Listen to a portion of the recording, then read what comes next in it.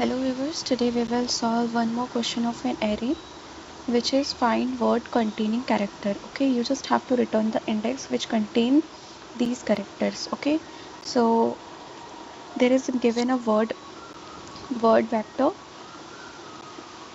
There is a vector which having, so you just have to find these x whether it is containing or not. So first you have to, it is an vector type function, so you just have to create the vector comma int answer and just traverse through the vector string for int I equals to 0, I less than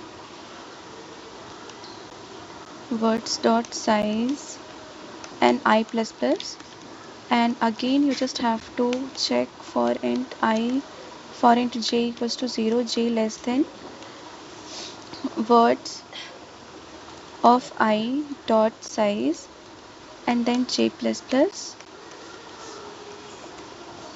You just have to check if it is containing or not. If the word containing is not, words of I comma j is equals to x, then you just have to answer dot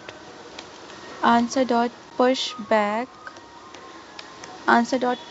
I, and then you just have to break this loop. Okay, and after this you just have to return the answer. Okay, there is an words. Let's run this code whether it is running out properly or not. Yeah, this is running fine, so let's submit this code. Thanks for watching.